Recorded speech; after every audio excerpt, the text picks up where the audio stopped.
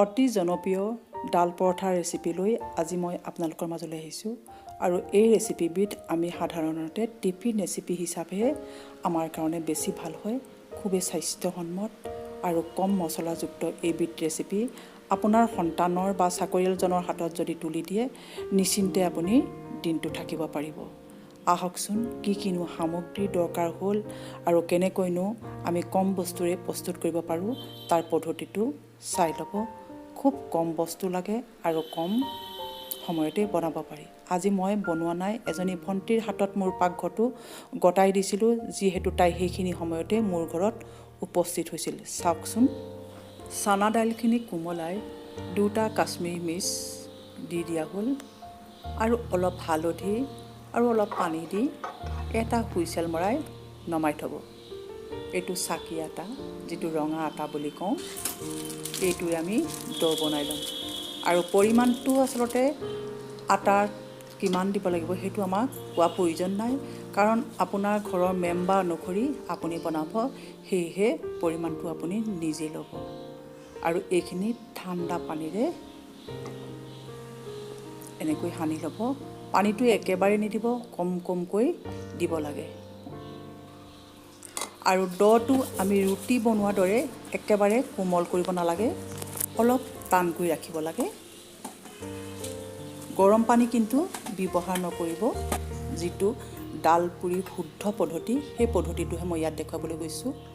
আৰু এইটো ঢাকি থ'ব নালাগে। আচলতে ঢাকি থোৱা হৈছে এই কাৰণে যাতে পুৰখিনি তৈয়াৰ কৰোঁতে আমাক অলপ সময় লাগিব, সেয়েহে কাষত সেইখিনি ঢাকি থৈ দিছোঁ। আৰু দেখিছে, এটা হুইচেল মৰা যিখিনি চানা দালি সেইখিনি এখন চাকনিৰ দ্বাৰা বা চালনীৰ সহায়ত এনেদৰে পানীখিনি নিগৰাই ল'ব। আৰু এখন এনেকুৱা থালিত এনেদৰে অলপমান ঠাণ্ডা হ'ব পৰাকৈ, যাতে তৎক্ষণাত চুব পাৰে, তেনেকুৱা এটা ঠাণ্ডা হওঁতেই এনেদৰে গিলাচ বা তেনেজাতীয় যিকোনো বস্তুৰে এনেকৈ মিহিকৈ পিহি ল'ব। আপোনালোকে ইচ্ছা কৰিলে মিক্সিৰ বাতিত তৎক্ষণাত এইখিনি পিহি ল'ব পাৰিব। তাই এনেদৰেহে ভাল পায় আৰু মিক্সিৰ দৰে একেবাৰে মিহি কৰি ল'লে, দেখিছে নহয়। আৰু এখন কেৰাহীত 1 টেবুল চামুচতকৈ কম মিঠাতেল দিছে আৰু তাত পৰিমাণ মতে, আচলতে জিৰা পৰিমাণটো আপোনালোকৰ নিজৰ ওপৰত নিৰ্ভৰ কৰিব কিমান দিয়ে। তেল দিয়াটো সম্পূৰ্ণ নিজৰ ওপৰত আচলতে কথা, নিজৰ জুতিটো নিজে বুজি পোৱা হয়, নহয়নে?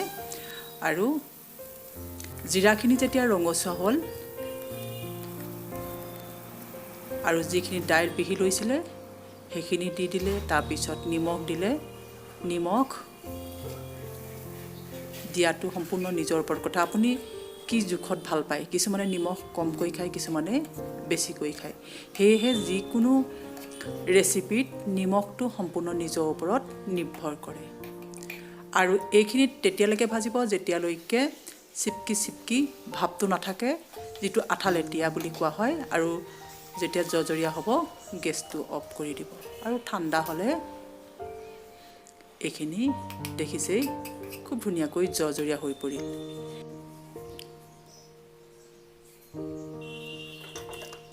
মই মাত্ৰ তাই মঠি থোৱা আটাৰ যিটো জোখ সেইটোহে আপোনালোকৰ মাজত দেখুৱাই দিছোঁ। আৰু পুনৰ তাইৰ হাতত গতাই দিলোঁ। আজি গোটেই ৰেচিপিবিধ বনাবৰ কাৰণে মই তাইৰ ওপৰত এৰি দিছোঁ। আৰু দেখিছে কেনেকৈ লাড়ু বনাই লৈছে। আৰু এইবোৰ কামত তেওঁলোকে খুবেই পাকৈত, কাৰণ সদায় তেওঁলোকে এইটোৱে প্ৰধান আহাৰ আৰু আহাৰ হিচাপে খায় কাৰণে তেওঁলোকৰ এইখিনি কাম খুব সহজতে কৰিব পাৰে।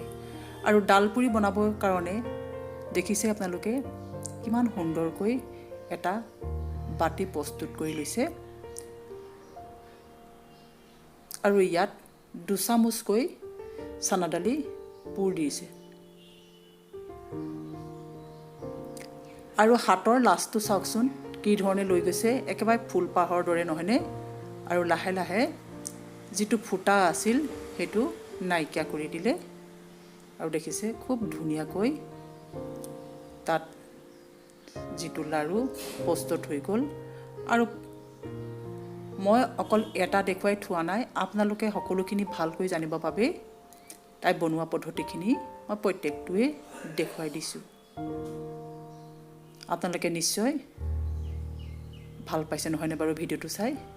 কাৰণ এইখিনি আমি জানিবলগীয়া কথা আৰু শিকিবলগীয়াও বহুত আছে। মই কেৱল আপোনালোকক ভিডিঅ'টো দেখুৱাইহে গৈছোঁ। আপোনালোকে হাতৰ কৃতিপখিনি মন কৰি যাব আৰু কেনেকৈ আঙুলিকেইটাৰে খুব ধুনীয়াকৈ বাতি বনায়। এইটো কিন্তু মই দুবাৰমান চেষ্টা কৰি চাইছিলোঁ, নোৱাৰিলোঁ এনেকৈ কৰিবলৈ। আৰু মই বনাওঁ যদিও এইটো পদ্ধতিৰে মই এই কামটো কৰিব নোৱাৰোঁ। খুব সহজে মই একেবাৰে উজু উপায়েৰে কৰোঁ, সেইটো এদিন আপোনালোকৰ মাজত শ্বেয়াৰ কৰিম। আজি তাই আহিছিল যেতিয়া তাইৰ হাততে শুদ্ধ পদ্ধতিটো আপোনালোকে জানক বুলি মই এনেদৰে ভিডিঅ'টো কৰি পেলালোঁ। আপোনালোকে ভিডিঅ'টো চাই নিশ্চয় ভাল পাইছে নহয়নে? যদি ভিডিঅ'টো ভাল পাইছে তেন্তে লাইক কমেণ্ট কৰি জনাব আৰু লগৰ বন্ধুসকলৰ মাজত শ্বেয়াৰ কৰিবলৈ নাপাহৰিব।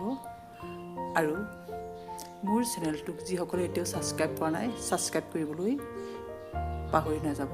আৰু কাষতে থকা বেল আইকনটো টিপি থ'লে যিবোৰ আহিবলগীয়া ন ভিডিঅ'ত আছে সেইখিনি সম্ভেদ পাব।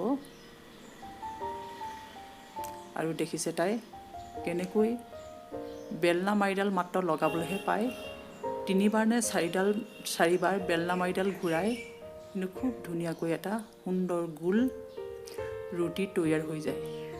কিন্তু মই যেতিয়া বেলোঁ, মোৰ চুক এটা ইফালে সিফালে মুঠতে কিবা এটা ৰূপহে দিয়েগৈ, একেবাৰে সম্পূৰ্ণ মই গোল কৰিব নোৱাৰোঁ।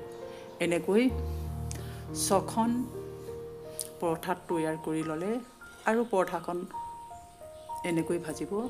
এতিয়া দেখিছে তাই মোক এখন লোহা টাৱাৰ বিচাৰিছিল, কিন্তু মই লোহা টাৱাৰখন সেই সময়ত বেলেগ এটা কামত মই ব্যৱহাৰ কৰি আছিলোঁ বাবে আন এটা চৌকাত তাইক দিব নোৱাৰিলোঁ। সেয়েহে এই পেনখন তাইক উলিয়াই দিছিলোঁ, কিন্তু তাই ইয়াত বৰ সহজ অনুভৱ কৰা নাই, তথাপিতো বনাবলৈ চেষ্টা কৰিছে।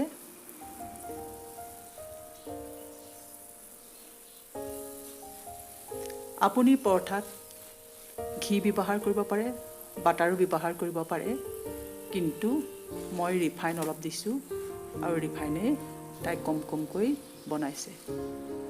দেখিছে খুব সুন্দৰকৈ পৰঠাখন তৈয়াৰ হৈ গ'ল।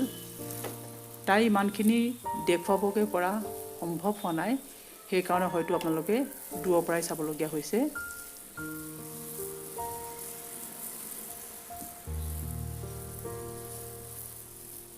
দেখিছেনে কিমান ধুনীয়াকৈ ফুলি উঠে আৰু ভিতৰখন সম্পূৰ্ণ ফুফুলা হৈ থাকে তাত, কাৰণ 2 চামুচকৈ চানা দালি সোমাই আছে। আৰু একে পদ্ধতিৰে গোটেইখিনি তাই পুৰি পেলালে। কেৱল মই খাবলৈহে বাট চাই ৰৈছিলোঁ।